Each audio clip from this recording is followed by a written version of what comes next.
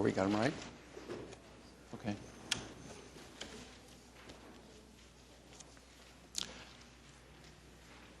Good afternoon and welcome to the December 8th Oklahoma City Planning Commission meeting. If you have cell phones or pagers, similar devices, we would appreciate it if you would turn those off at this time. For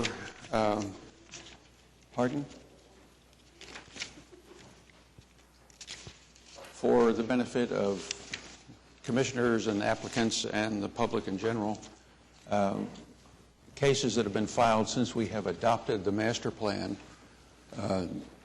now are reflected differently in the staff reports. Plan conditions and policies are now identified along with technical evaluations which need to be met in order for an applicant approval to actually conform to the plan. And so I would ask everyone to begin to pay attention to that as we go forward. Hopefully that'll give us more uniformity, consistency in how we look at cases, and that would, I think, benefit applicants as well. And with that, we'll go to acceptance of the minutes of the November 10th meeting. I'll move accept. Second. You don't have to be to accept them. So we'll accept the minutes. You don't have to be. We're accepting them. You don't have to be. Okay.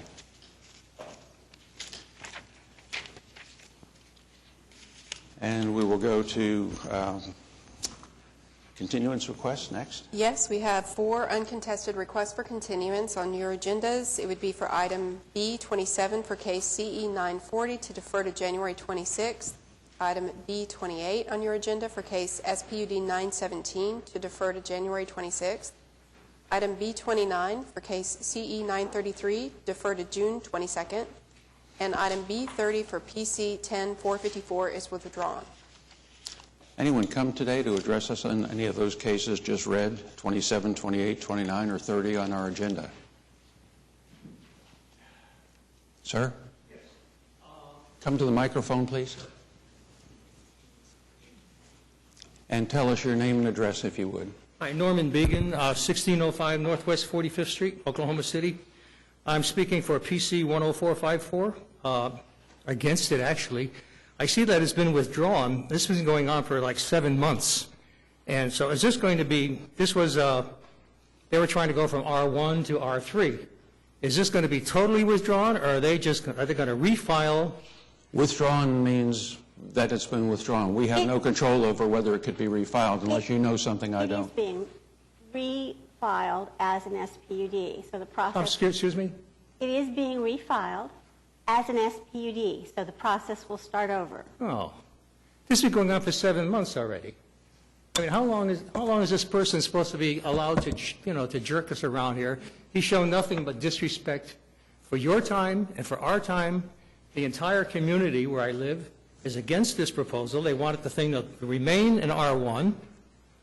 And I just think that it's time, if he wants to refile this, I don't know if there's a way to deny his refiling it.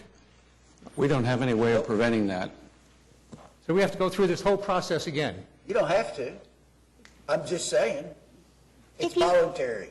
If you would make sure that the staff has a contact number for you and your name, we'll make sure that if there are any future continuances, you're notified, and that you'll have a definite idea about when the matter will be heard.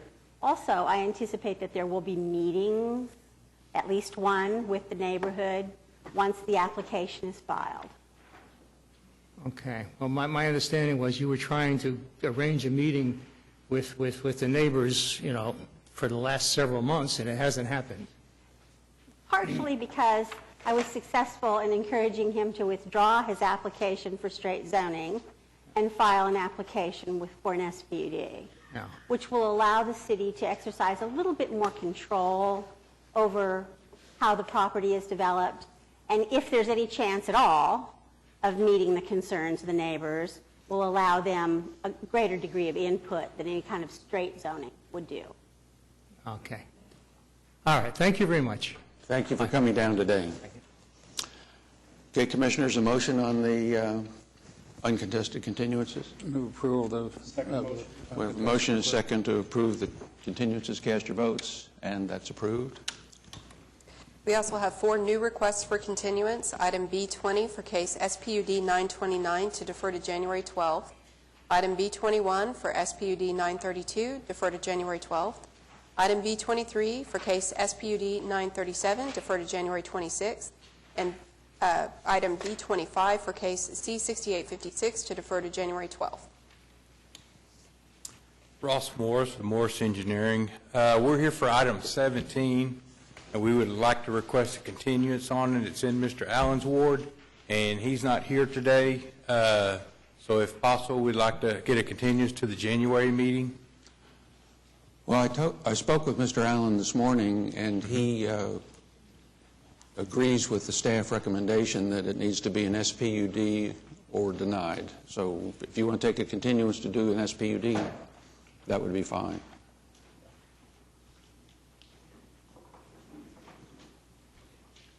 Mr. Jerry Smith, he's the applicant. I'm a little hard hearing, and I couldn't understand you. The reference was to Commissioner Allen, Ward 4, who is not here today. He spoke with me this morning about this case specifically, and he agrees with the staff recommendation that it needs to be an SPUD in order to be approved. So his suggestion is that the continuance, that you... Either we do the SPUD or he's wanting to deny it anyway. So we can go ahead today. Or do an SPUD. Or we'll have to do an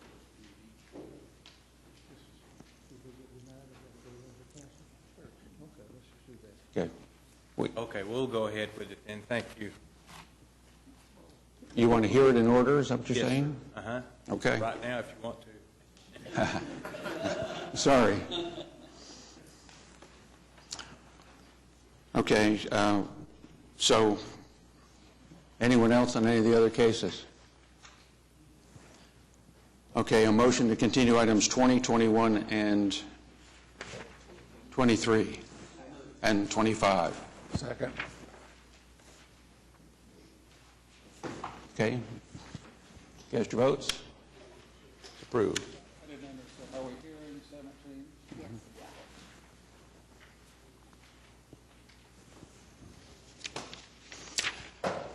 Okay. No? Oh, any new requests from the public today?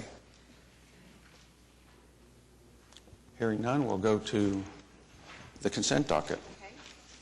There are 6 items on the consent docket. Item 1 is for case CE 945. Item 2, PC 10469. Item 3, PC 10480. Item 4, ABC 870. Item 5, C 6855. And item 6 is C 6858. Anyone here today to talk to us about items 1 through 6 on our agenda? I have a question on number 3. I'd like to pull that. Okay. Sir? I'm here on number 3. Oh, we're not hearing it yet. Oh, okay. Yes, Okay. we have to have a motion first. Okay, thank you. So then the consent docket will be items 1, 2, 4, 5, and 6. Motion? I move that for the consent document minus item number 3. Do I have a second? Okay, we have a motion and a second to approve the consent docket minus item 3. Cast your votes. And that's approved. Now we'll hear items in order, and item 3 will be first. Go ahead. So item number 3 is PC 1048. It's to rezone 7720 South Shields Boulevard from I-1 and RMH2 to I-2. Okay, Bob, what's your question? Here's my question. This is an application to rezone a piece of property that was originally zoned I-1 and for mobile homes to I-2, and it's on Shields Boulevard. which is designated, I think, as an arterial street, but it's a major boulevard that comes into downtown. And we're doing a straight rezoning, and my question is, does an I-2 zoning permit billboards? I think it does.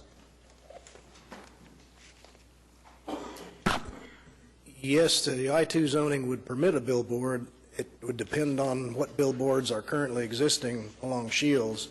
They have to be, meet a certain separation between billboards. Now, did the staff look at that separation of billboards where this piece of property came up? No. And so therefore, I do think it should be an SPUD, or we continue this until we figure out if a billboard can be put up again on this piece of property. Because it is designated an arterial street, but anybody that's gone up Shields knows that that's a pretty major street coming into downtown Oklahoma City, and I think that we don't need a straight I-2 zoning to allow future development. There's not even a designation of what it is that's going to happen on this piece of property. Sure, So- it's going to be developed into an industrial park, so we have no intention of putting in any type of billboards. There's a location for existing signage, but the properties both to the north and south are currently zoned I-2, I believe, and so we're just going to essentially meet the same. But within a straight zoning, no matter what you say you're not going to do, Sure. we don't have any jurisdiction to put that into a straight zoning case. We would with an SPUD. Okay. Maybe in part to answer Commissioner Bright's question, do the parties on either side of you have billboards? No, sir. Well, then maybe Bob's point is well taken.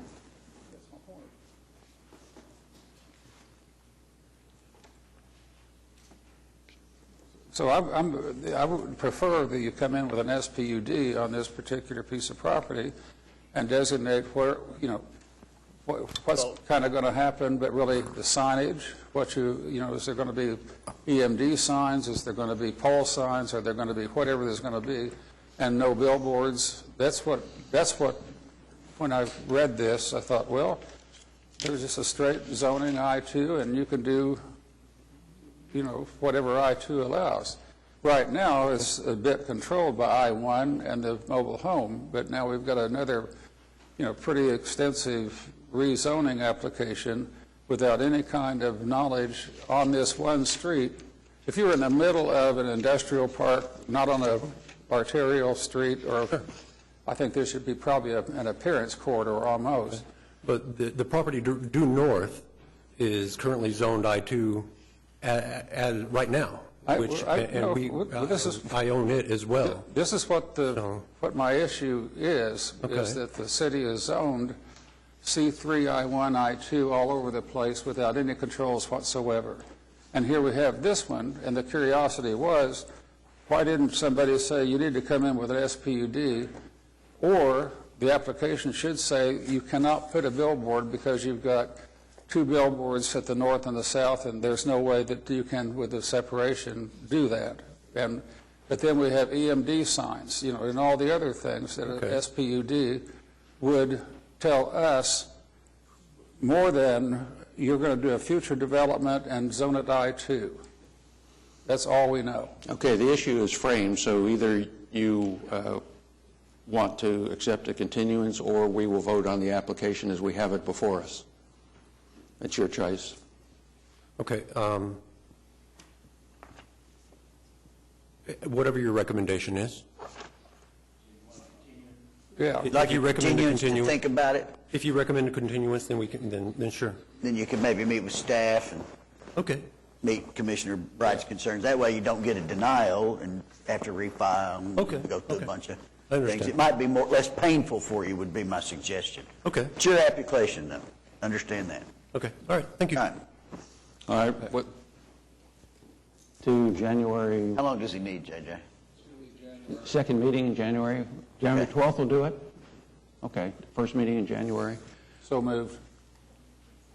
Did you say second meeting?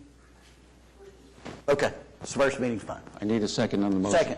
Okay, we have a motion and a second to continue item 3 to January 12th. and look for an SPUD. Cast your votes. And that's approved. Moving on to item 7, case C-6859, the final plat of Native Plains, Section 2. This also requires a variance to the subdivision regulations. Good afternoon, Commissioners. Chris Anderson with SMC Consulting Engineers representing the developer. We have read the staff report and agree with the TEs, except number 3 that addresses the variance request. I've met with or talked with Mike Wilson and also Jared Martin about this, and what the developer would like to do was continue with the plat the way it is, but agree to limit the building permits in that area from instead of 36 to 30. And the reason for that is they'd like to go ahead and construct the end of that street to the cul-de-sac to make it a better emergency turnaround and also a turnaround for the neighborhood. So until you get that next phase, you want to just limit the permits to 30? On that cul-de-sac street, yes, Right. sir.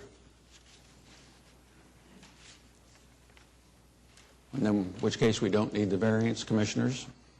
So that And would no- be Bison, is that the one up there in the top northeast? Well, from corner the there? intersection of Tallgrass Drive and 161st Street, from that point on, up Buffalo Drive, and then northwest 160th Street over Right. to the east. That whole stretch of road there would be limited to 30 building permits. Okay, all right, I get I it think now. that satisfies us, and no one Yeah, has I signed think up, so. Commissioners. Thanks.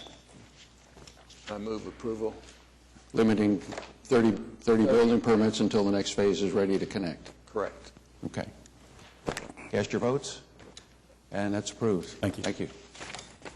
Item 8 is PC 10479 to rezone 624 North Virginia Drive from R1 to I2.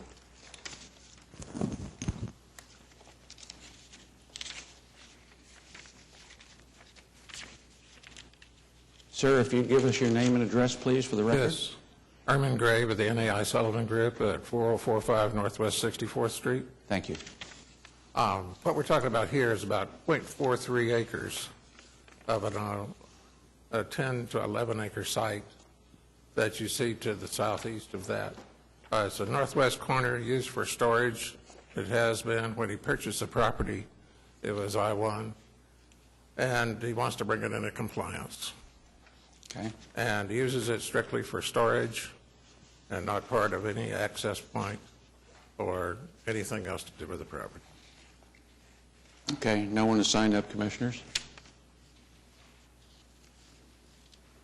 I'll move approval. Second. We have a motion and a second to approve item 8. Cast your votes. Thank you. Thank you, sir. Thank you, Richard. Item 9 is PUD 1627 to rezone 4105 West Memorial Road from PUD 1549 to PUD 1627. Merry Christmas. Tim Johnson with Johnson & Associates on behalf of the applicant. We were here before you all about a year ago and presented a multi-story office building in this location, had some limited commercial use. Since then, the market has changed for our developer, and he wants to utilize more entertainment-type uses to be added to the site. So we're back before you with regard to the uses that we want to add, which would allow for indoor entertainment. This is our preliminary site schematic. Shows a single large building. All the entertainment aspects will be located inside. It has a similar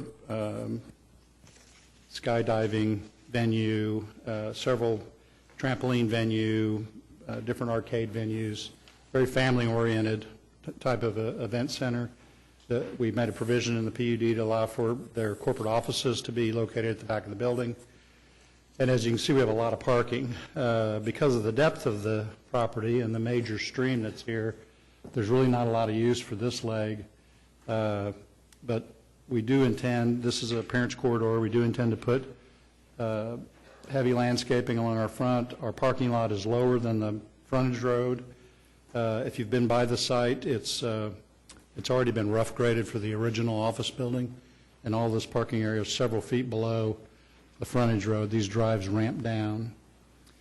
And then there still have to be the street trees that need to be added as part of the appearance corridor. So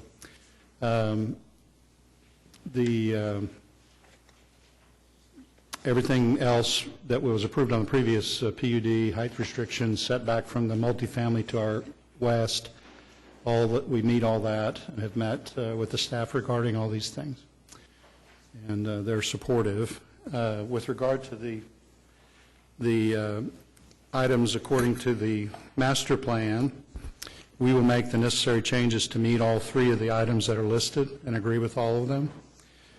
With regard to the technical evaluations, we agree with all of them with the exception of three.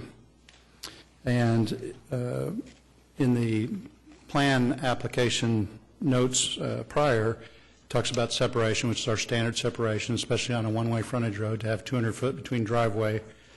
But we don't necessarily want to limit it to the two driveways at this stage. We have plenty of frontage room.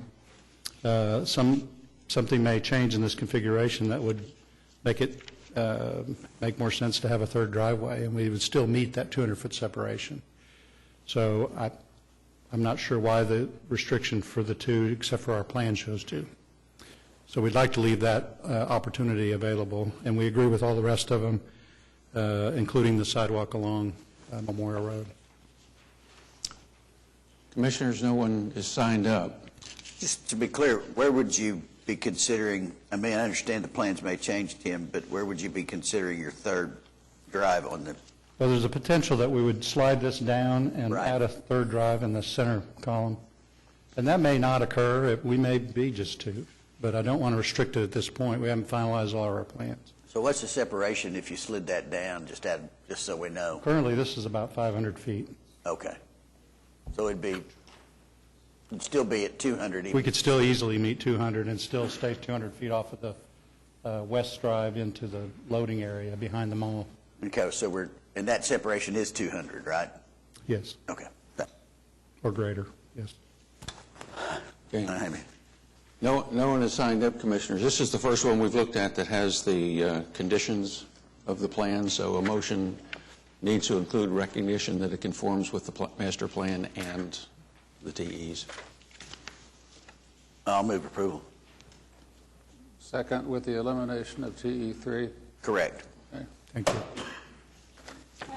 Not the elimination of TE3, but the modification of TE3 to eliminate the limitation of just two driveways. The other part of the TE that refers to the separational step. Yeah, should stay. That's right, James. Agreed. Thanks. Okay, so, and you conform to the plan, so cast your votes, Commissioners. And Thank you. it's approved. Thank you. Item 10 is C-6857, the preliminary plat of Mustang Valley Villas, located at South Morgan Road and North Southwest 29th Street. Chris Anderson with SMC Consulting Engineers representing the developer. Read the staff report, and we do agree with the TEs. I believe there was a letter of protest that was sent in. We got a copy of that on Monday. The developer was able to meet with the protester and work some things out on access to the property. I think the protester has the commercial property on the far northeast, and I have a copy of an email that was sent to Jared Martin kind of explaining the results of that meeting where they've come to an agreement that they're not going to do a fence all the way along the property there, but in certain areas where they're worried about access. So I do have that, and the city has a copy of that also. And with that, we'd request approval of the preliminary plat. No one signed up. I'll move approval. Second. We have a motion and a second to approve item 10. Cast your votes, and it's approved. Thank you. Thank you.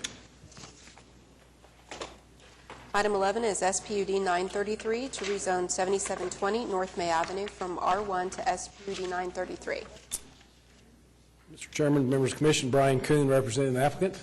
Property on Wilshire and May, it's been existing parking lot since the 50s. It was at one time owned by 4 of the surrounding owners. Now it's owned by 3. Like I said, it's been that way since the 50s, since the building was built. It is zoned R1. The property to the north and to the west and to the northwest is C3. To the east is an O2 PUD or SPUD, I guess it is, and or PUD. So The building to the, a new building to the west is C3, and it was found out during their building permit process that the parking lot was still zoned R1, so they asked us to zone it to C3. And we've done that with stipulation of no future buildings can be built on it.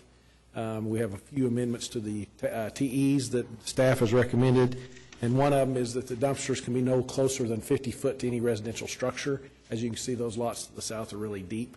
So, and then on TE number 3, that we will comply with the landscape ordinance, but not necessarily the screening. The dumpsters are, actually one of them is mine. The building to the north is where I office, is surrounded by 3 sides now with stockade fence. The one that's further to the west has stockade all around it. So the only visible person, the only one that can see the dumpster is me, or our office building, so we're okay with that. So. I have a question about this to staff.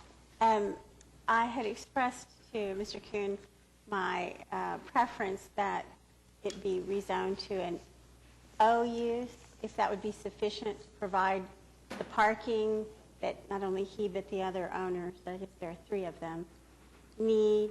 And he's agreeable to that, but we want to absolutely double check and make sure that it's going to get the person who needs his building permit what he needs. Yeah, that would be fine. So O2? It could be an O2 base. O2 bay? Fine. One thought, though, now that I think about that, too, the drive-in, well, I just now thought about the drive-in, the building that's being built has a drive-through window on its north side. There's a driveway on the east side of that new building that serves a C3 use, so would it be, we still be okay with the O2? As long as the building is not in the O2, you're fine. Okay. Is there anybody who wants to be heard on this matter? Nobody signed up?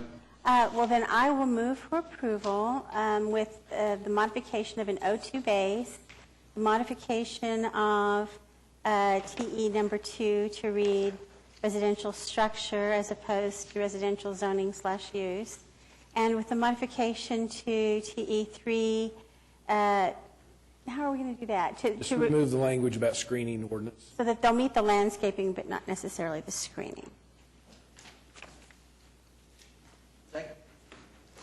Okay. We have a motion and a second to approve item 11 as modified. Cast your votes, and it's approved. Sorry that took so long. That should have been. Item 12 is SPUD 934 to rezone 10-500 South Sooner Road from AA to SPUD 934. Clint Gill, 3120 72nd Avenue. Okay. We are proposing to rezone for 3.65 acres at Southeast Sooner Road and 104th from agriculture to C3 with special restrictions to permit veterinarian use, small practice, no large animal. And I'm the applicant. The one and only thing about this, have you read the technical evaluation? No, I have not seen the tech or the staff report. Oh, well, you need to look at them. The one that particularly interests me is the location of the outdoor facilities for the animals. I think if it can be located as far away as possible on site from any residential uses, that would be a very good thing. Yes, ma'am. I think part of the restrictions are we have no outside approval for kenneling. It would be for just runs and general exercise of small animals, say post-surgery, for their evening walk or what have you. So I think those are in the restrictions that we've applied for. And so, as the owner of 3 barking dogs, I can tell you, they can really wreak havoc with the neighbors. Yes, and since we are close to residential units, that's why we have no plans and the restrictions do not permit that for outdoor kenneling of dogs. Read your technical evaluation.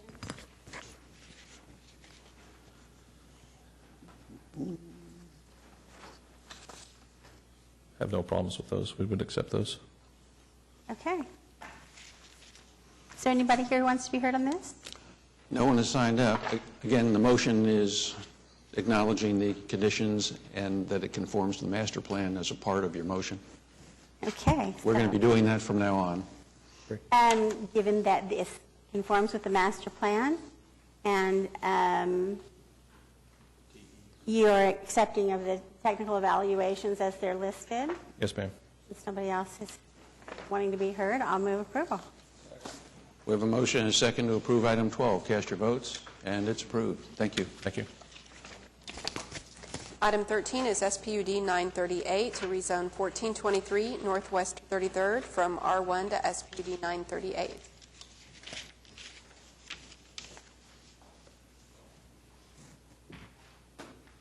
Hello. Give us your name and address, if you would, please. My name's John Ford. The address is 1423 Northwest 33rd Street. Thank you. I'm proposing to build a garage, a detached garage apartment where there's currently a detached garage on this address.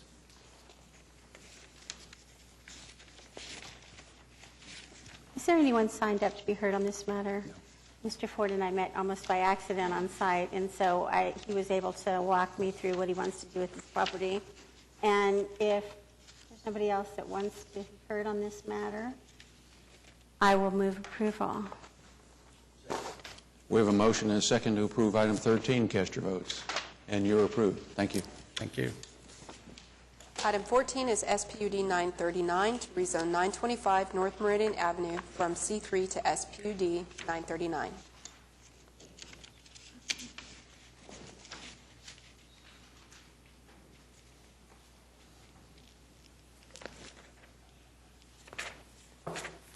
Joe, you were way in the back. I was way back there with my back against the wall. My name is Joe Covey. I'm with Dodson Thompson Mansfield here to represent the client. We have read the staff report and agree with the TEs. Be glad to answer any questions if there are any. Okay. I have a question. There's an indication that there's no outside storage of RV and boats. Yep. Will there be other outside storage? No, ma'am. No outside storage None at all? whatsoever. Okay. Other than parking, the cars being parked just for customers and stuff, but no. There's not much room on that site, actually. I went and looked at it. Okay, just want to be clear. Yep. If nobody else wants to be heard on this matter, I'll move for approval. Second. We have a motion and a second to approve item 14. Cast your votes, and it's approved. Thank you, Joe. Thank you very much. Merry Christmas. Same to you. Item 15 is PUD 1622 to rezone 8401 Southwest 74th from PUD 1361 to PUD 1622. Don Dillingham with Sequoia Management, 121 Northeast 50th Street.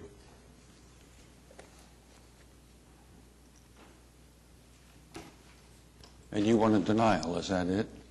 Well, I have a contract to purchase it. The seller represented it to be zoned I-2. and That's what I understand, yeah. So just need to comply with the laws. I have a comment about this one. I assume that you read the staff report. Yes. And the staff report recommends denial. That is correct. Because you're now dealing with a straight I-2 zoning, yet you've couched it in the form of a PUD 1622 that has 0 in it. We don't know anything. 0. That's not a PUD. A PUD says to us what you intend to do, what the landscaping is, what the architecture is, what the building materials are, what the signage is, and all those things. It's not here. And I would suggest that perhaps you go back and prepare a PUD 1622 that has teeth in it. Or I'm not prepared to vote in favor of this right now. The proposal's the proposal. Okay, and that's so- fair. Yeah, we understand. Okay. Okay, I make a motion to deny. We have a motion and a second to deny item 15. Cast your votes, and it's denied. Item number 16 is case SPUD 927 to rezone 6544 North Pennsylvania from C3 to SPUD 927.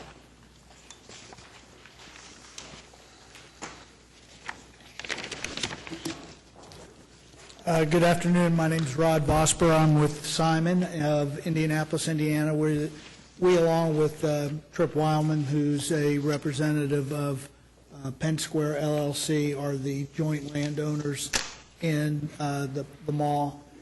Tripp is with us today in support. He won't be speaking, but he wanted to attend as well. We've been working on this tenant for over a year now. It's a new to the market, actually new to the state, first location in the state. We've worked very hard to come up with the location that has been presented, and we think it's going to be a great asset. We also have a few representatives with us that can, if necessary, you could ask questions of in terms of what we feel they bring to the project. And regional malls are a mixture of tenants, and you have to keep things fresh and moving. This is a great new tenant for the center, and we're here today very enthusiastic about the project. I've read through the staff report. We agree with all the conditions contained therein. We've had discussions with the neighbors, the neighborhood association to the north, Wildman 8, and have received a letter from them with their concerns. And if we want to talk through some of those issues, I've prepared a handout that would give you an idea of what we're prepared to do in response to the conditions that they set out. However you'd like to handle it. I'd like to have those passed out. If you'd give them to Commissioner Hensley there, we'll pass them across, and depending upon the outcome, we might include those as part of the conditions of any action we take.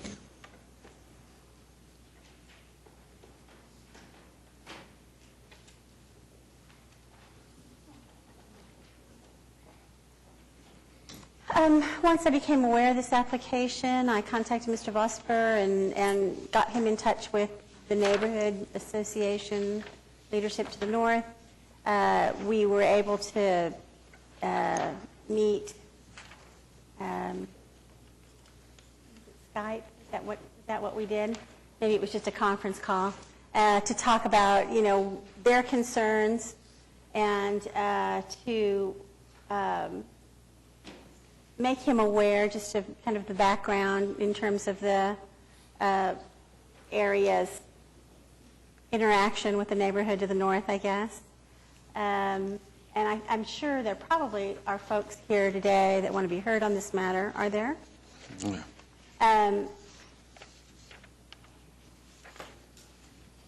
One of the very first things that was raised, I actually have not read what he just gave us yet, but one of the very first things that was read at the little meeting that we had was concern about the northernmost egress out of the Penn Square parking lot onto Pennsylvania Avenue. The folks who live to the north felt like if it could be closed, it would really help to reduce the amount of traffic that they have sort of circulating around and back through their neighborhood and so on. And so Mr. Vosper very readily agreed to do that. After thinking about it, they decided that they'd really like to have it remain open to pedestrian access, however. And as far as I know, I think Mr. Vosper is also agreeable to that. He and I have met again since then, well, I guess met since then, to talk about a few of the other issues that were raised by the neighborhood.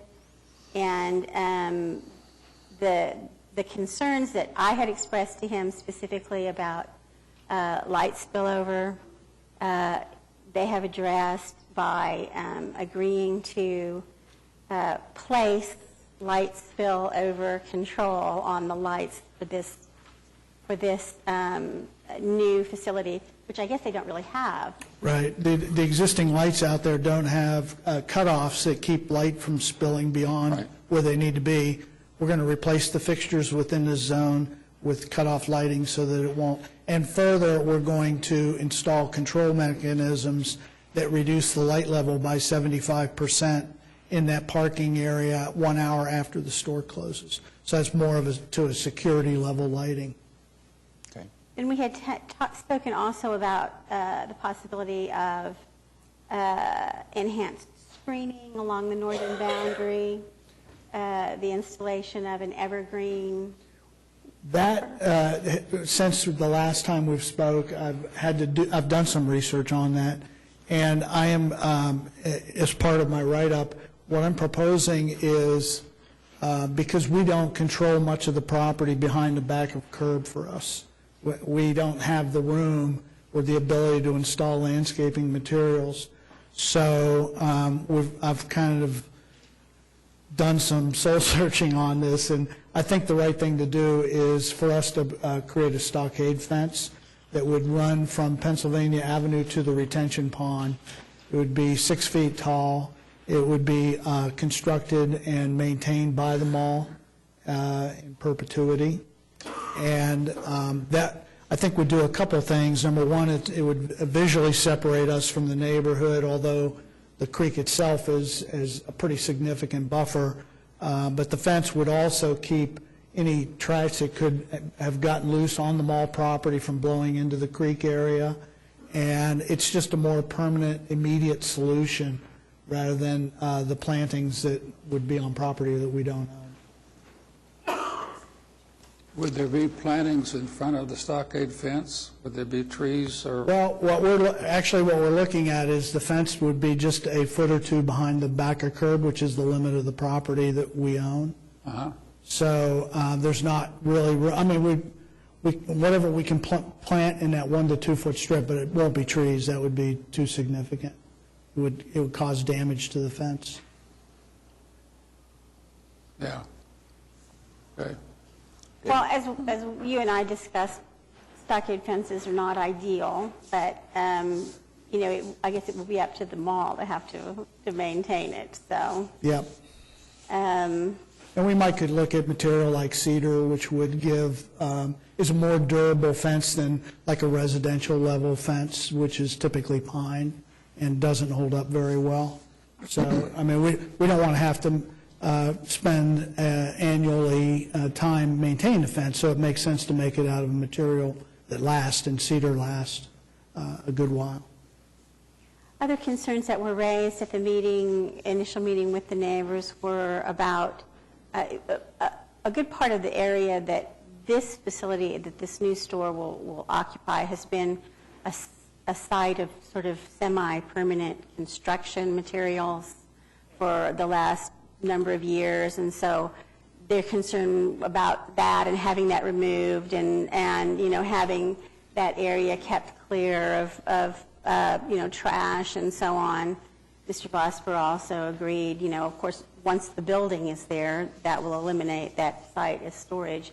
He also agreed to find other locations for those things, dumpsters or whatever else the mall is, you know, requires, but will not be kept at that location. So. And moreover, they would not be on the north side where they'd be visible from any of the neighborhood. Right. So. Have these revisions in your application been discussed No, these with were, neighbors? After communications, these were put together. But the neighborhood, they haven't seen these yet? They have not. I think we need to hear from the neighbors. Well, we will. They're signed up. Okay. The one thing that I will say, and there was not uniformity of agreement about support of the application. And the one issue that I think is kind of the heart of it is that when the mall was developed, this area was zoned for office to provide, you know, a step down in intensity and as a zoning buffer, if you will. So concern has been expressed about the loss of that zoning along there, and also about the possibility that if it's rezoned, you know, it would lead to other rezonings along that northern boundary. I have to say, with respect to the latter of those things, while I think that the concern about the loss of step-down zoning is absolutely legitimate, I don't see that there is any other space along the north side to put a facility. You know, I don't see additional rezonings following on this, and I, for one, would have a hard time supporting them. The parking that's there along that north side is in use regularly. I just don't see the room for that. And, of course, it wouldn't have any exposure to Pennsylvania, so the likelihood of something like that seems to me somewhat remote. But, as I say, I'm sure there are people who want to be heard on this matter. And actually, as a practical matter, under the current zoning, we could probably build a 4-story office building. This is much less intense than what that would be. Just On the driveway to the north, I'm not convinced that's a good idea, cutting it, closing that, frankly. I mean, that provides access to northbound traffic for the whole mall. There is, as I understand it, the only other access is goes right by the bank to the light there, correct? Correct. So that would funnel all the traffic for that side of the mall into that signal, right? Right. So that backs up relatively significantly. I know it's a mall parking lot. I understand that you expect some backup there, but I'm not sure that we're solving anything, frankly, by cutting that off. It doesn't make much sense to me because I think it provides viable access and traffic flow away from the mall. And it also dumps all those cars out onto, the Penn, and that intersection's quite busy. So, It is, but you can take a right turn northbound at that signal, and I suspect that I don't know how much of this occurs, but I've been told that people come in, do the U-turn, and I can see that since they have a signal. Sure. And the southbound lanes back up, there's two of them, outbound, southbound lanes. Those are the ones that back up more so than the northbound lanes. Okay. So. And I would say, I did ask staff for some input about that, and they're okay with the closure. And also, there is language in the staff report that reflects that the limitation of access onto arterials is desirable, as well as the sharing of access with other uses within the mall as a desirable goal. So, I think that is something that is going to work out all right. I guess we'll find. Okay, we do have some people who have signed up from the neighborhood, so we'll hear from them, and then we'll hear. Okay. We'll ask you to come back and respond to any of the issues they might raise. Barry Reddick. And there are several of you signed up to speak, and we would ask that you kind of keep your comments brief and to the point, and if someone who has spoken before you has raised an issue, we would like to hear from you if there's a new one, but we don't want to hear the same one 3 times. We'll get it the first time, we promise. And sir, if you give us your name and address for the record. My name is Barry Reddick. I live at 1912 Northwest 56th Terrace. I'm not a member of the Homeowners Association, and they don't speak for me, but I'm 100% against this. I've lived in that area for 21 years. Up to this point, we've had a decent relationship with Simons in the Creek area, and now they want to put in a zoning of over, 125,000 feet, 2.6 acres? Yeah. And they're not even going to build on half of that on this particular building he's talking about. So that tells me that other businesses can come in and apply for a building permit, and the zoning's already there. The street that's been mentioned for ingress, or egress that is, on the northwest part, I use that every day. It doesn't create, and I don't have to go through that parking area where the cheese factory is or the bank. I can just go behind it and go right out and go north of my property. And it's really handy. And I'm assuming that's why it originally was put there. Okay. And I see an adverse effect on this zoning. Social economics is going to change. You drive down past the mall, you go past the cheese factory, you come into that nice open area that the parking lot has, and it's a good transition from the mall to the residential. It always has been. And right now it's obvious that the money situation, they want to do something with the property because with the exception of this time of the year, that parking lot's really not used outside of some construction equipment and materials that they use when they do work on the mall. And I'm just 100% opposed to it. Thank you very much for coming down. Richard Toohey, if I'm pronouncing that correctly. If not, I apologize.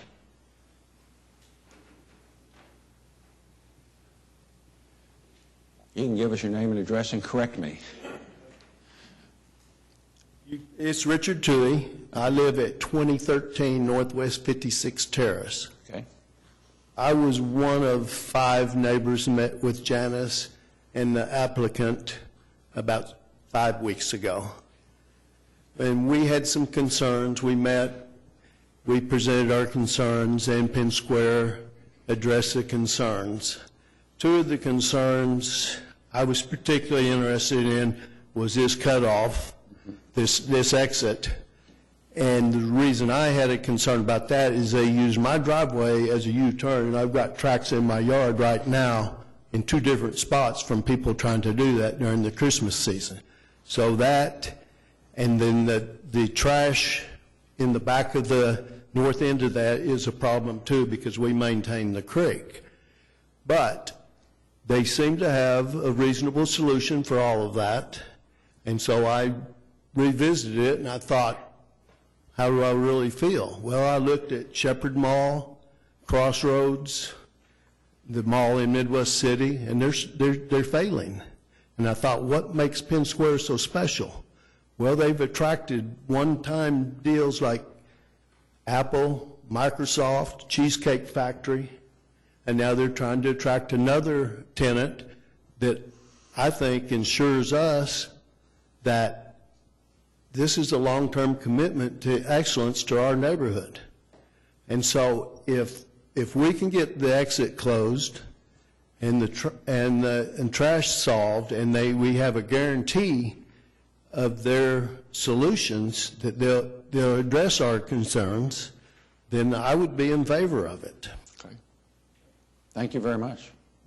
Lester Murray.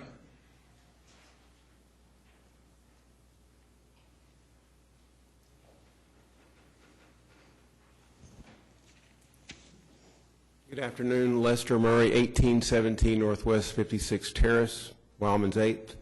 Like Mr. Riddick before me, I'm 100% against this.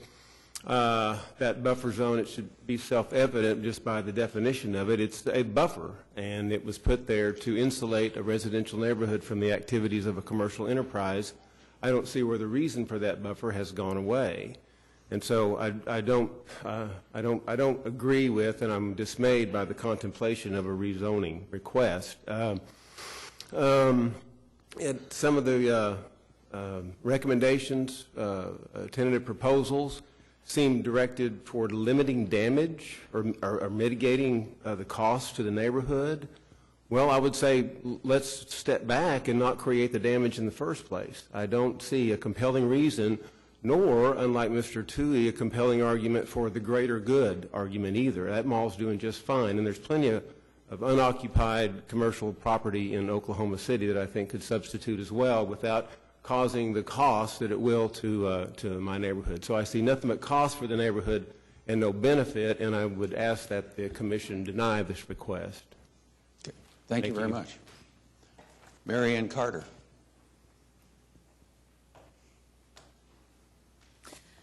My name is Mary Ann Carter, and I live at 2008 Northwest 56th Terrace. I'm actually one of the neighbors that received a letter from the Planning Commission concerning this rezone. Back in November 4th, I filed a letter along with a petition at that time opposing the rezoning.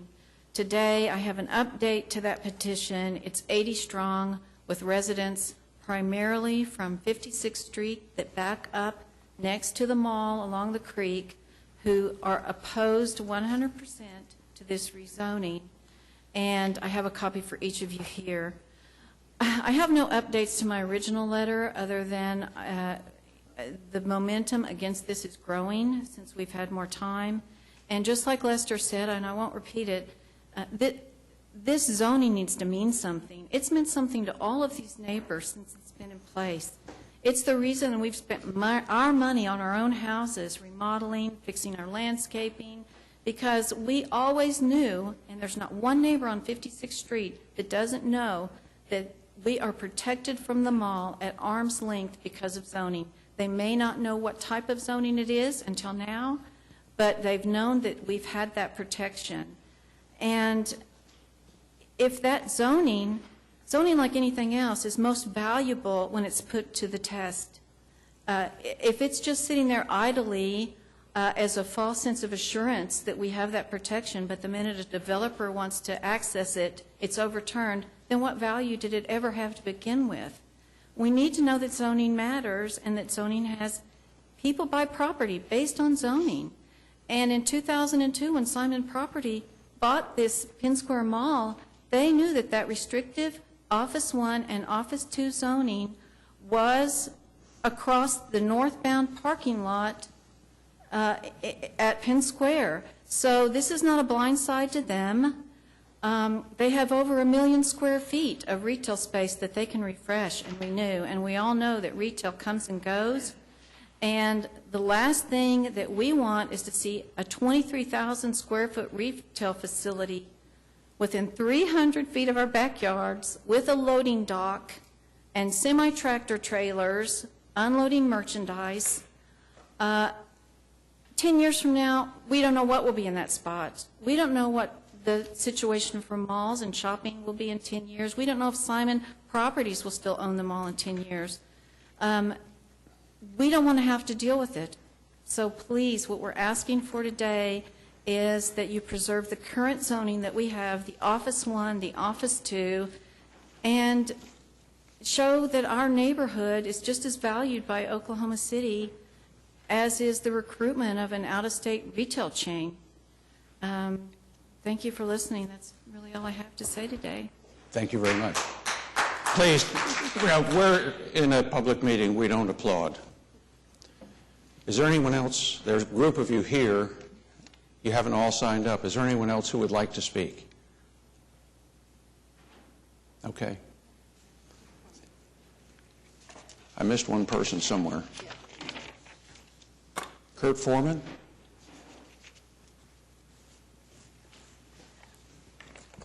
Hi, good afternoon. Kurt Foreman with the Greater Oklahoma City Chamber of Commerce, 123 Park Avenue, Oklahoma City. I act as the lead economic development person for our staff, and we act as the retail recruiter for the community. And Penn Square is one of the key engines for our city. As you know, sales tax represents a huge percentage of the city's budget, in fact 80% of the city's budget, and many communities around the country, retail ends up in suburban locations because cities either don't have the right locations or aren't hospitable.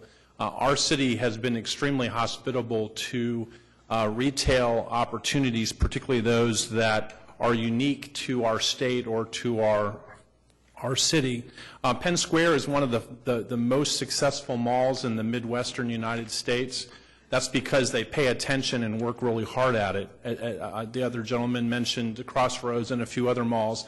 There are many malls around the country that are turned into either back to parking lots or all sorts of things because of a lack of attention or just changes going on.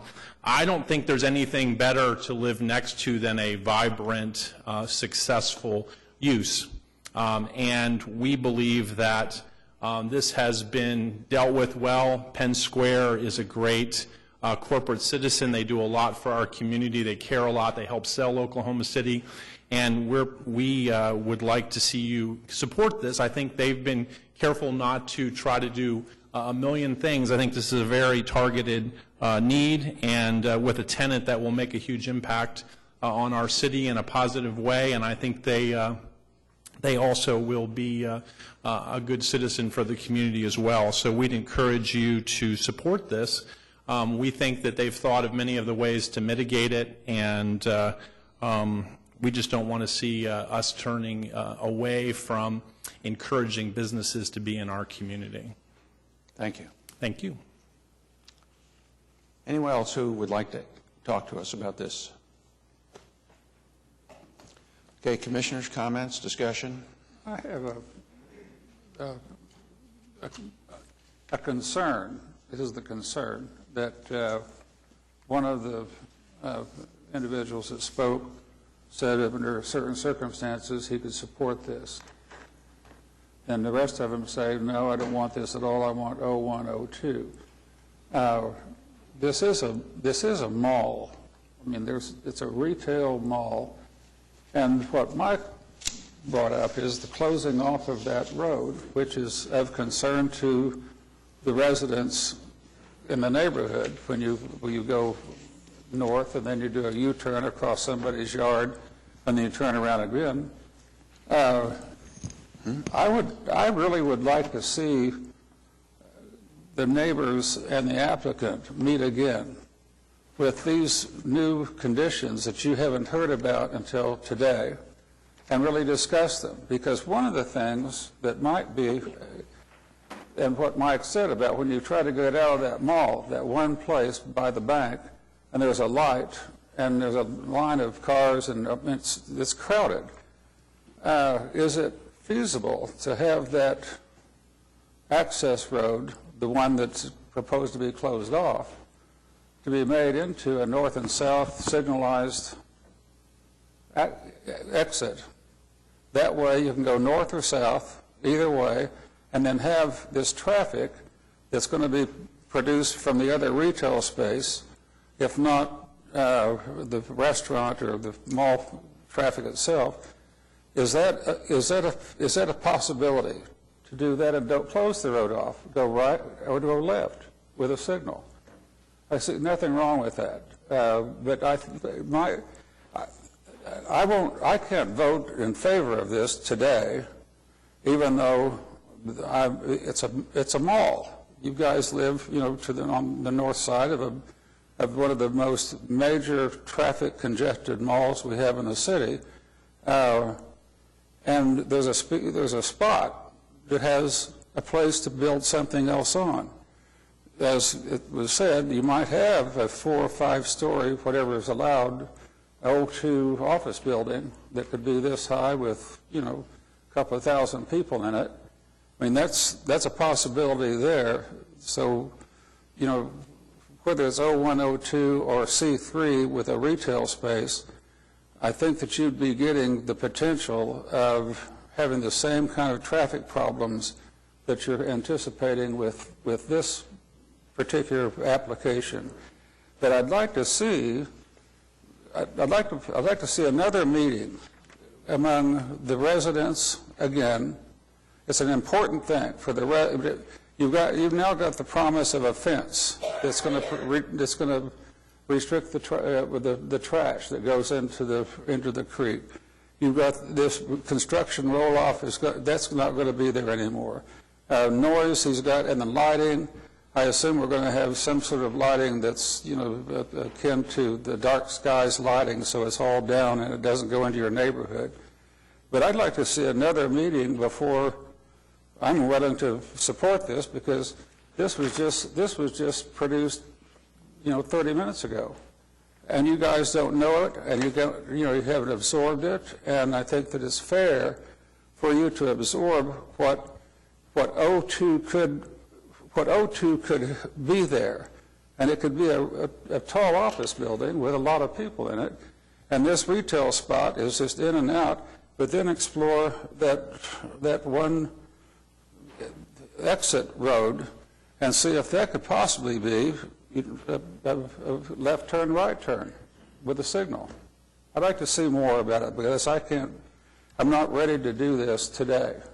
This is too fresh, and it's too important to all of you that have appeared to look at this to say, I'm ready to do it.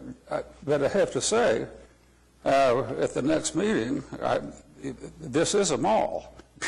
It's really, we've got a mall there, and it needs to be understood that you guys live on the north side of a really busy mall with no parking, and they're going to go this way for parking, et cetera. So just have a more, kind of open mind towards this spot.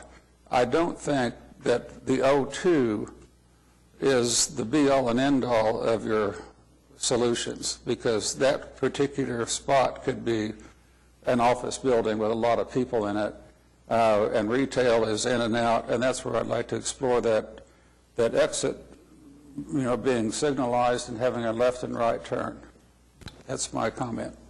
I think to your point, Bob, I don't view that as an area where we would see some of the small residential style office structures that we see in some parts of Oklahoma City that, for example, exist out north.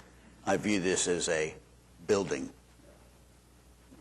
an office building, maybe. I could be, hey, I'm not doing the work, but I am somewhat persuaded by the fact that this is a significant piece of retail property, and I think that there is certain value with respect to the topography in the land. You have the creek, you have some step downs that are built in too. Otherwise, I'm not unsensitive to the neighbors' concern, but I'm happy for them to have another meeting and see if they can work something out. I'd just like to say I think it's crucially important for them to go back and have an opportunity to look at what the mall is already committed to doing, and then see what additional things that could be worked out between you guys.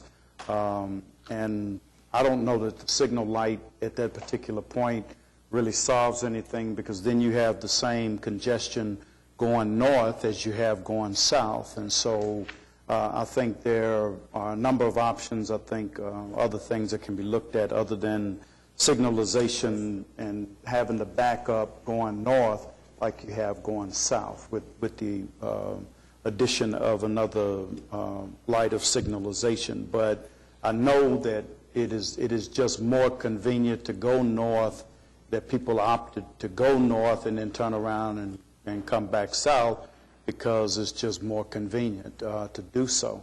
And so I would like to see you work it out, at least meet and see what kind of consensus can be drawn.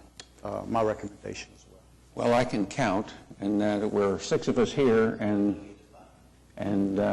3 people have expressed their view already that a continuance in another round of meetings is in order.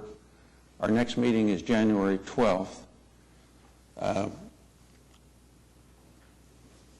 Mr. Vosper,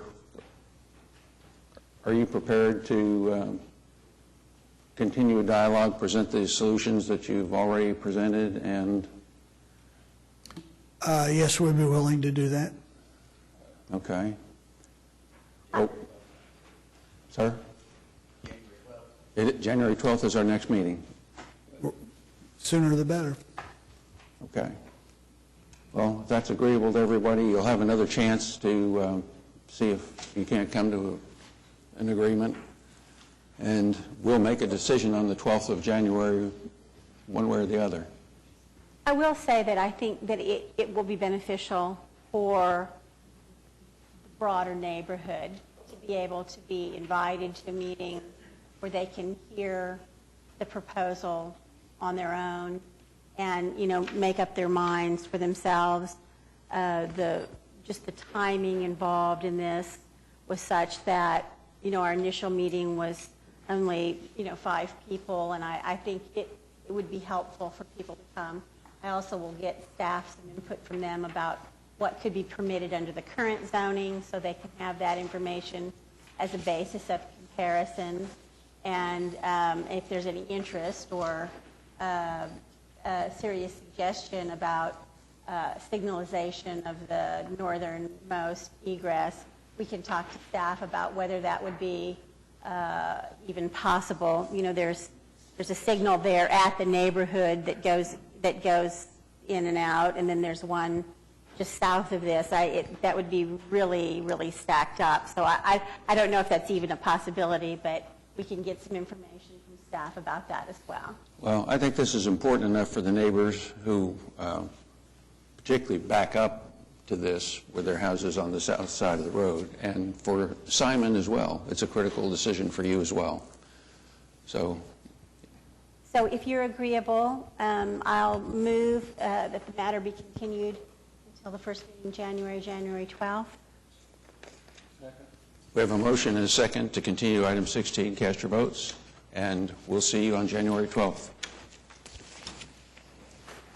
Item 17 is PC 10-477 to rezone 7500 South Anderson Road from RC to C2.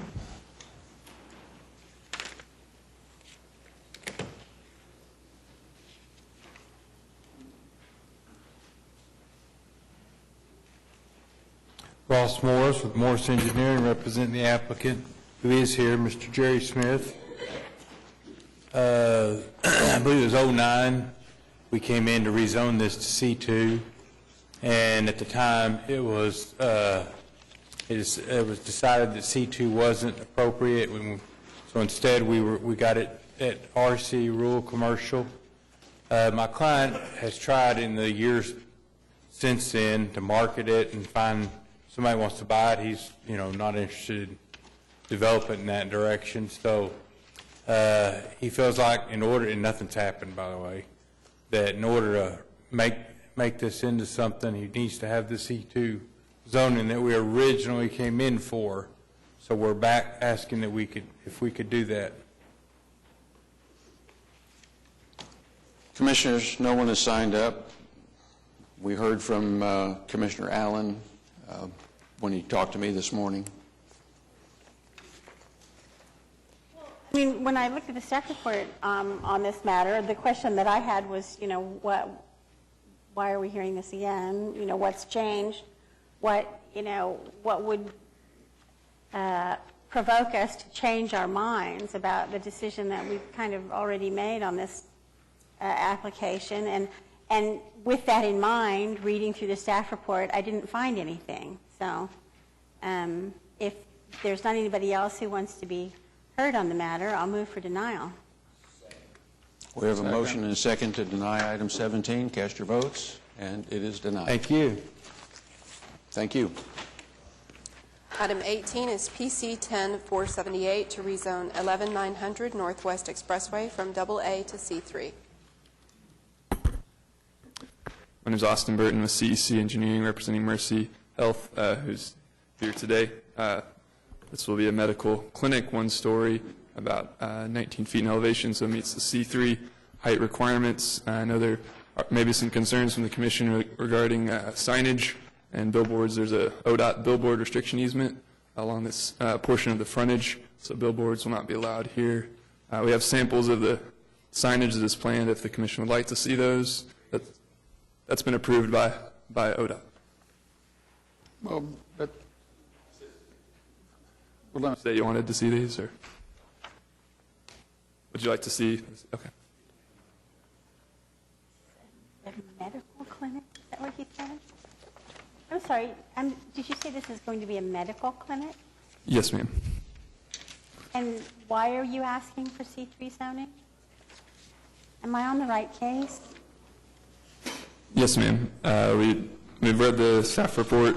This is the most appropriate zoning. It's not a hospital. It'll be open 8 to 5, just in doctor's offices.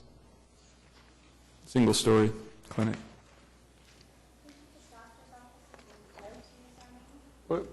Is the only thing you're asking for is this 4-foot monument sign? No, sir. That was just in case you all had questions about the billboard for a straight zoning to C3. We have a site plan I can also share with you if you'd like to see that, but we're asking for a 13,000 square foot medical clinic. Well, but this is kind of akin to my comment about the last one, when we don't know about landscaping, architecture, signage, et cetera. And if we rezone this to C3 and you guys aren't there anymore, guess what? They can do anything that C3 requires or that allows. So why don't you submit a SPUD so that there can be a control? This is an important part. You've got that Verde Village, down there, and the residential stuff across, and then Northwest Expressway. And I think that there should be, I don't oppose at all what you want to do there, but there should be some controls over what it is that you can do. More importantly, what the next tenant can do. And if you have a straight C3, it's everything, and that's of concern. And I think a SPUD about what you're going to do with materials, lighting, signage, et cetera, landscaping, all just simply put it down in there. No EMD signs or no whatever. That's my comment about this one, because it should be there should be controls rather than a straight C3. We were pretty... Not that I oppose it, but it's just who comes after you is important. We were pretty careful in zoning Village Verde out there and what happened in that surrounding area, and we were sensitive to the fact that that was the entry into Oklahoma City. Right at Piedmont Road is the break. Yeah. And we spent quite a bit of time and got what we think is a good PUD and nice quality development there. And so I have to agree with Commissioner Bright. I think an SPUD would come back and tell us just what we would get there and that it wouldn't conflict or detract from what we've already done. If we went with the SPUD, would Commissioner Powers, would you recommend something other than C3 for us to evaluate as the base zoning for the SPUD? Well, I'm not, if I could, for me, I'll say, since it is in Ward 1, no, I'm not at all opposed to base zoning of C3 there because I think it's appropriate. You get a logical cutoff with Northwest Expressway down to the residential there, and I think it would be generally what we would expect. I mean, you're going to have to screen your C3 back from the residents, understanding that. But I think given the way the property lays out, that's where we would want it, which would be on the corner. And it's not too far extending it.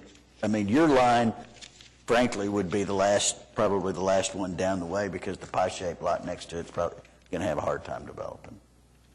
Would be my suggestion. But I'm not, as a base zoning, I'm certainly not opposed to that in that area. well, yeah, since you asked, I think with the controls of an SPUD, C3 might be perfectly appropriate. But my own personal preference, I guess it's not personal, it's my Planning Commission preference, is always to the least intense zoning that you need. If you can do what you need to do with an office use, then I'd go with that. If you need the commercial use to get, what you need to do with the property, then that's fine. Is there a reason we don't advise the applicant? I mean, we've had 2 or 3 like this now. We did talk to John Wilson at the Planning Department, and he did mention the SPUD. So in his defense and our defense, we did coordinate with him, and he said you could go ahead and try for not to put words in his mouth, but try for the C3. And if that didn't, we are prepared to be continued to next month prepare an SPUD application. That's what the commission would recommend. All right. So you need a month, or you need the first meeting? Second meeting in January?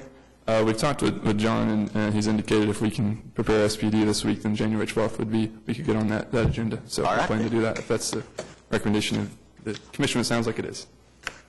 Continue to January 12th. Second. We have a motion and a second to continue item 18 to January 12th. Cast your votes, and it's approved.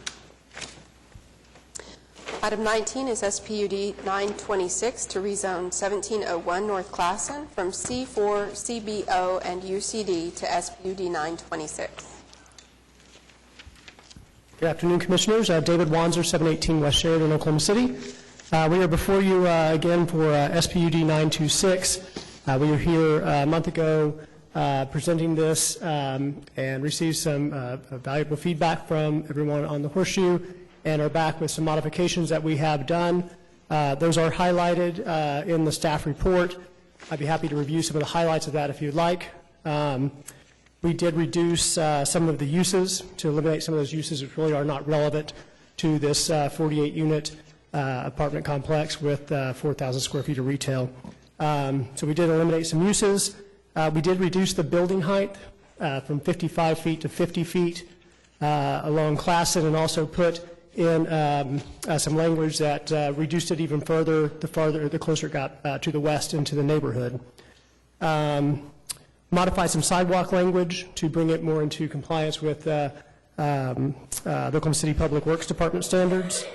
We also did apply a percentage to materials. It was open-ended previously, so we have applied maximum percentages to the material selections that we have in our SPUD. And then there was a dumpster issue or question. We did make some new language in that, just placing it no closer than 50 feet to the residential dwelling unit zoning. And then parking, which was an issue last month as well, that was brought up as a concern. Previously, we had 47 parking places, which was one per unit. We now have 58 parking places, which is one per bedroom, that we have in our enclosed parking that is contained behind gates. So we did increase that by just over 20% and added one. We now have one parking space per bedroom in our plan. So we did that by adjusting some parking widths, removing a couple of trees, but we are still very heavily landscaped in our site plan as well. So. And then we also modified our commercial use. We put a minimum and a maximum usage in there that would assure that there is a mixed-use component to it of a certain size without going too large. So it put a minimum of 3,000 and a maximum of 5,000 square feet of commercial space. There are technical evaluations which we do agree with, including one that would have Traffic Commission approving our idea of parking, angled parking along 16th, and the reduction or removal, of the slip lane on Classen. So that is a technical evaluation that we are prepared to accept, as well as the other technical evaluation.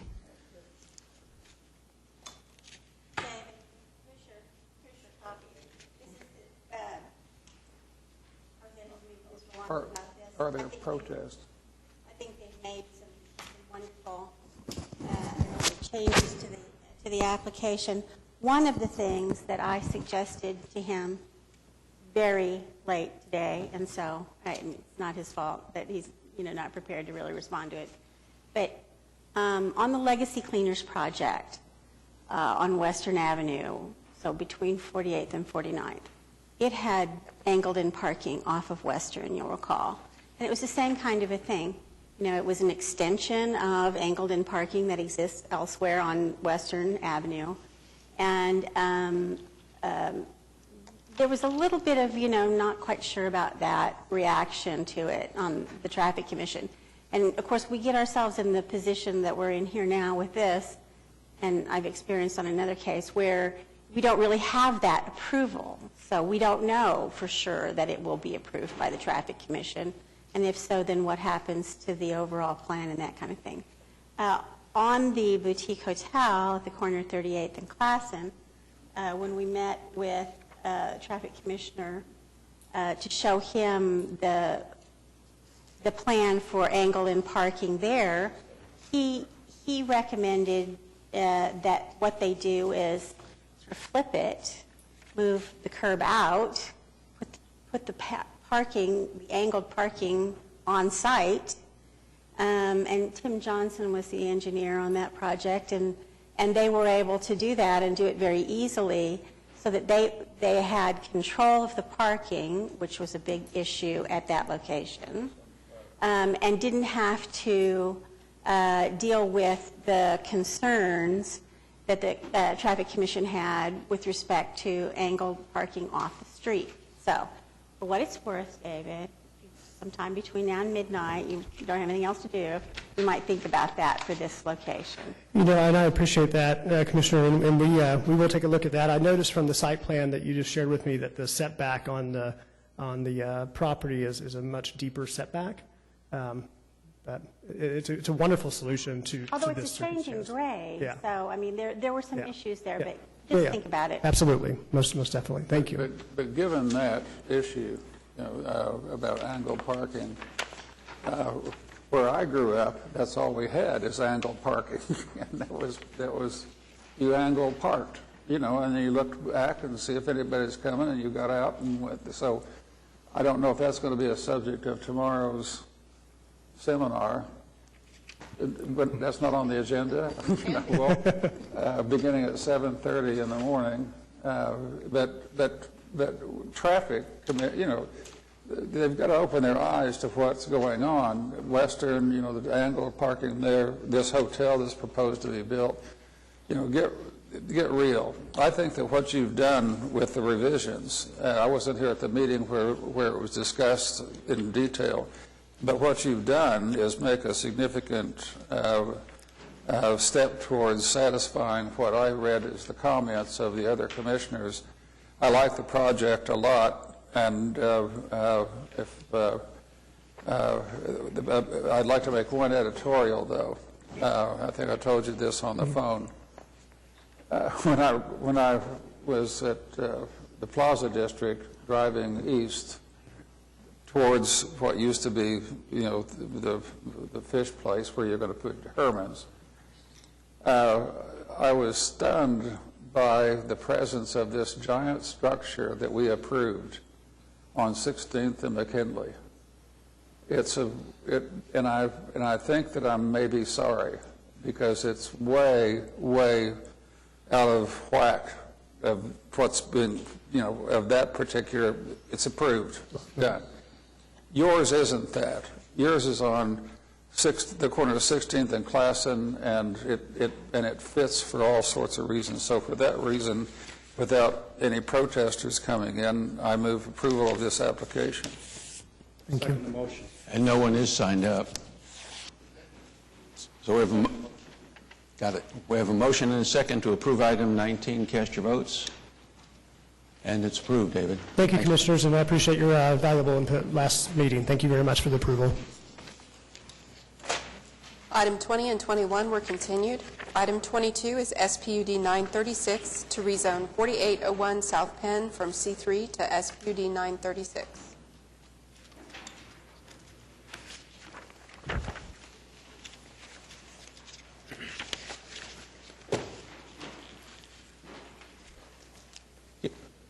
I'm Richard Starks, 109 West Broadway, Blanchard, Oklahoma, with Prairie Rock Architecture, and the owner of the property. George Eastless. Thank you. The main thing we were trying to accomplish was, if you look at the west side of the boundary, it's R4, and you can't park on that with paved parking. Like it's sort of existing. It needs to be rehabilitated. The other portions that we were trying to fix with the SPUD was on the east side of the property. There is parking on the right-of-way that's existing, has been there for roughly 40 years. And then on the north side, there's maneuvering in the right-of-way with the existing parking. And those are the main things we were trying to accomplish, was to get that resolved. And the only comment that I have on this application is that you're permitting EMD signs. And I would prefer that you don't have EMD signs on this property. I'm sorry, I can barely hear you. Electronic message signs that flash and go and do stuff like that. Your SPUD said electronic message display signs shall be permitted. And I would request that you don't let those be permitted. Yeah, that would be fine. All right, we'll add that to the TEs.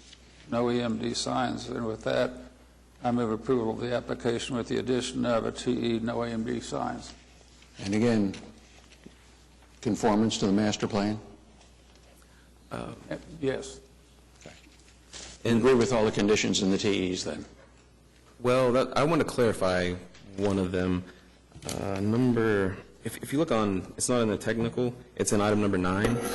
It's with the density, which I believe is what you're talking about.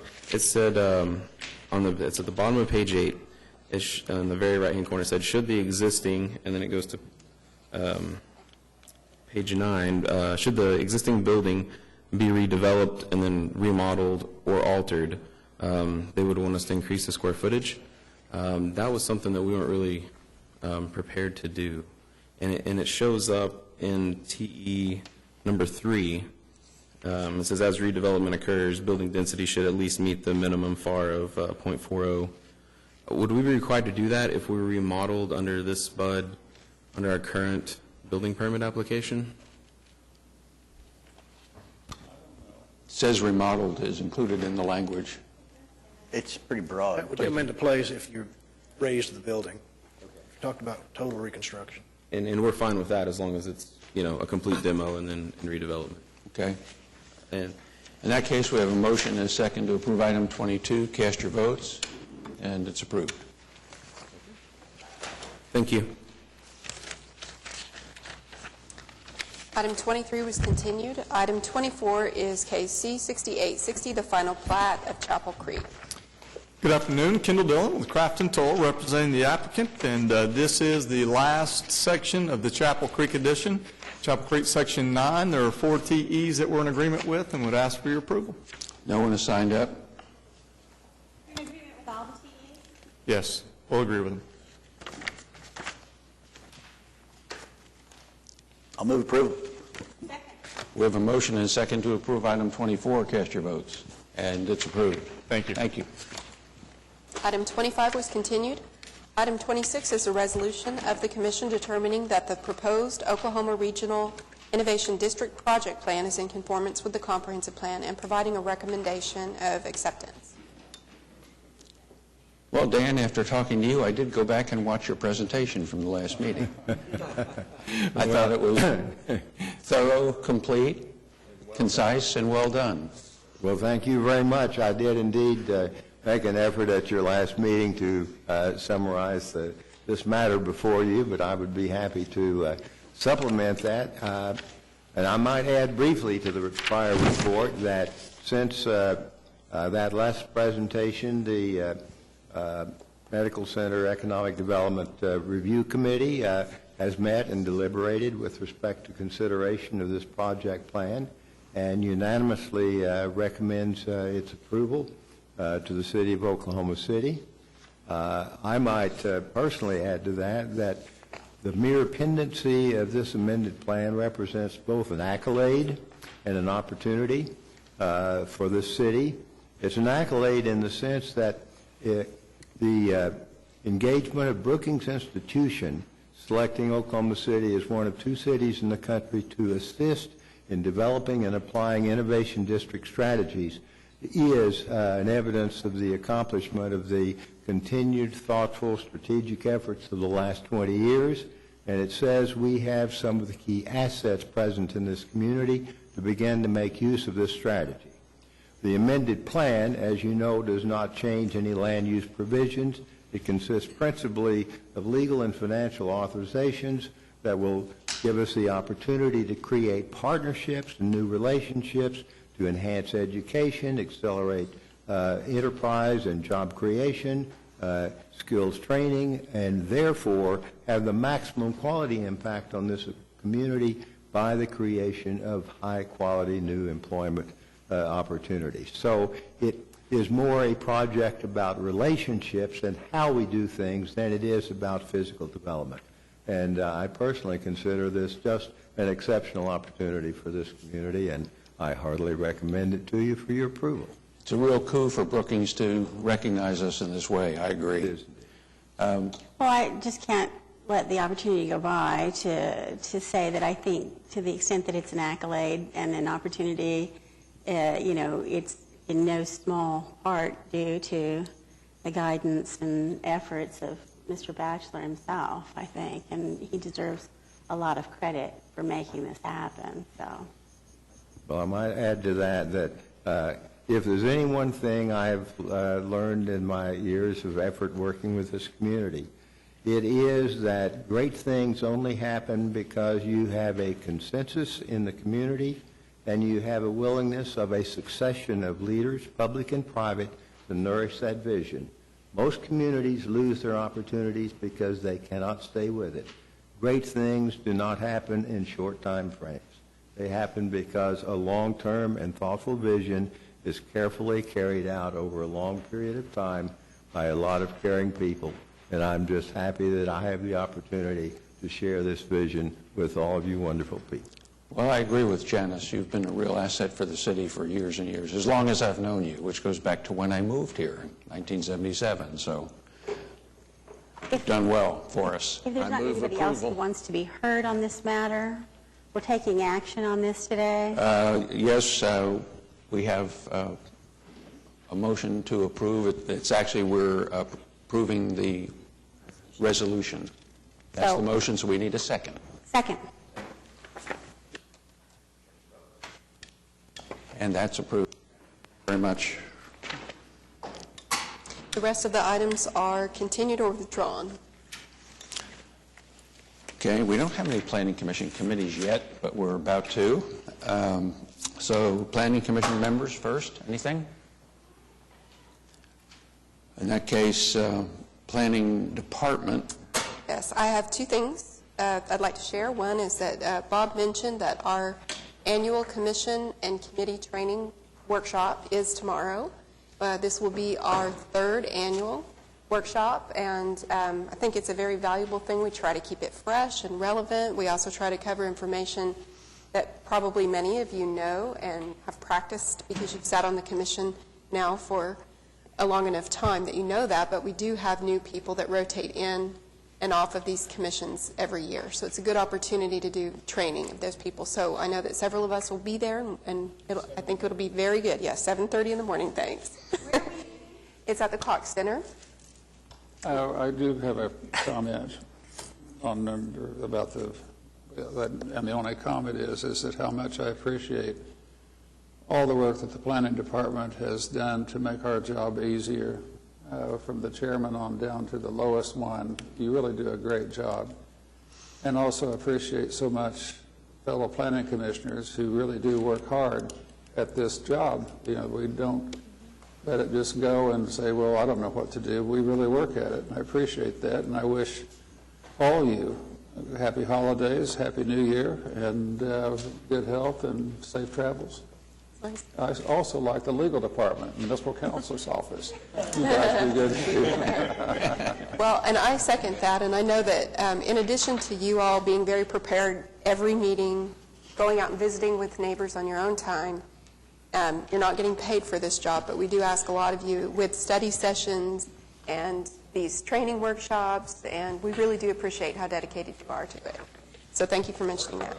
I have another thing I'd like for all of you who don't know. We have a staff member who's been on board now for close to a month, I believe, Kelly Driscoll, sitting in the back. Kelly actually worked in the planning department. She started her career in the planning department straight from her graduate degree program at OU in the landscape architecture. Kelly has a great range of skill sets. We're so happy to have her back. She's going to be working in the current planning and urban design division, and she's going to be doing a lot of our development reviews, so you will become familiar with Kelly and her face. She'll be coming to our meetings. So I just wanted to make sure that you knew her and that the public knows her. She's going to be a great asset for us. And Aubrey and I did mean to introduce her at the beginning of the meeting, and we both forgot. We're sorry, Kelly. I have a question, and maybe this is a private question, and if it is, let me know. But on one of our staff reports, it was for item number 8, the rezoning of R1 property to I2. There's a statement in the staff report that says that pedestrian connection to industrial use, as I'm sure it's supposed to mean, are not warranted. And I have a question about whether that's really a thing, because it's something that comes up a great deal, especially at Board of Adjustment. And, you know, I'm always very adamant about the fact that we have this, you know, drive to sidewalk the city. And so, I mean, if that's really a thing, that we don't care whether that includes industrial uses, I'd like to know it. I think that's a good point of discussion. I think the comp plan references that, and I'm sure it's based on something with safety and access and traffic and all of those things where you try to get pedestrians to really use a street that would be better suited for pedestrian activity. But design is always something that could happen differently on an industrial site that could provide a safe pedestrian environment. So it probably shouldn't be a blanket statement. It should be based on the development type. An industrial park, for example, might be a completely walkable design space. So we certainly can look at the way that that's worded. You know, we will be coming back this next summer with our first round of updates to the comp plan after we've been using it for 2 years. We have a list of things started and clarifications, and those might be some that we want to explore rewording. Thank you for bringing that up. And I guess speaking of commitments of commissioners, Do you want to do that under this or other business? we can do it under other business. Development Services, Municipal Counselor. Citizens to be heard. David Box has been here all day, and we haven't heard a word. Wow. A record. He didn't have anything to do today. Okay, under other business, speaking of commitments for commissioners, Aubrey has a proposal for you. Well, I do, and I think you will enjoy yet another opportunity to serve your community, because I know that you don't spend enough time doing your Planning Commission work. But from time to time, we do appoint subcommittees of the Planning Commission to do important tasks. And as you know, we've been talking about our zoning code update and subdivision regulation update. Our contract with our consultant was approved at Tuesday's council meeting. And so our consultants will be in town the second week of January to kick off our process. The first year of the process is really doing a diagnostic of the code and an evaluation against Plan OKC to try to figure out the sections of the code that we need to update. We will be forming focus groups to really explore what our issues are, what our concerns are, what our strategies are for embarking on a pretty significant venture. So with that, we want Planning Commission to be at the front and center of this, using all of the expertise that you've gained, using the code over the years and all of the challenges and issues we deal with on a day-to-day basis. So we'd like to establish a subcommittee that can stay with the process over the next several years of people who would be willing to participate in interviews and on focus groups and meetings as they happen. So with the first phase, it's probably going to be less time-consuming of a commitment in working with the consultants as when they're in town. So it could be up to 3 meetings. We'd also like to have access to you and through phone call or Skype if we need to interview you about certain topics or get your opinion about a direction. So with that, I believe John wants to request a certain number of commissioners volunteer. Two volunteers, so I can appoint a committee. Anyone else? Janice has nothing to do, so I hate to look at her. I'll do it until I don't. Okay. Anyone else? We don't have a set number of people that we feel need to be a part of this process. We have to limit it to no more than 4, just because Open Meeting Act, but other than that. But will you provide the agenda for that committee? I mean, because we just can't have it like go off in the wild blue yonder. It has to be specific to the subject, right? The committee would be the working group, and then we can make reports out to the entire commission to keep everyone informed about things. And we can, yes, we can communicate with the commission as the process moves forward.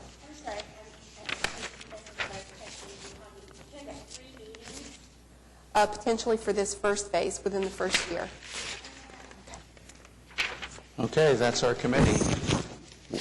Oh, thank you. Thank you very much. If there's nothing else, we're adjourned at 3:13.